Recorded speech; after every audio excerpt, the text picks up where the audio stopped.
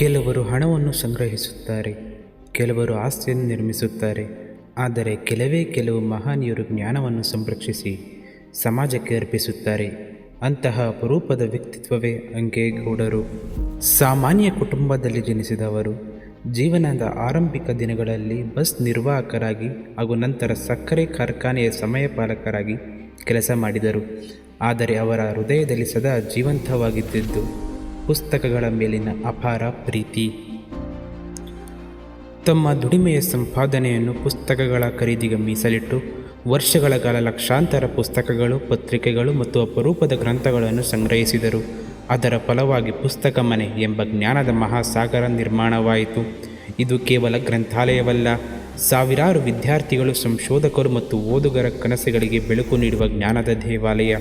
ಜ್ಞಾನಕ್ಕಾಗಿ ತಮ್ಮ ಜೀವನವನ್ನೇ ಸಮರ್ಪಿಸಿದ ಅಂಕೇಗೌಡರು ಈ ಅಸಾಮಾನ್ಯ ಸೇವೆಯನ್ನು ಗುರುತಿಸಿ ಭಾರತ ಸರ್ಕಾರ 2026ನೇ ಸಾಲಿನ ಪದ್ಮಶ್ರೀ ಪ್ರಶಸ್ತಿಯನ್ನು ನೀಡಿ ಗೌರವಿಸಿದೆ. ಬಸ್ ಕಂಡಕ್ಟರ್ನಿಂದ ಪದ್ಮಶ್ರೀ ಪುರಸ್ಕೃತ. ಜ್ಞಾನ ಸಾಧಕರಾಗುವವರೆಗೆ ಅವರ ಪಯಣ ಪ್ರತಿಯೊಬ್ಬರಿಗೂ ಸ್ಫೂರ್ತಿಯ ಕಥೆಯಾಗಿದೆ.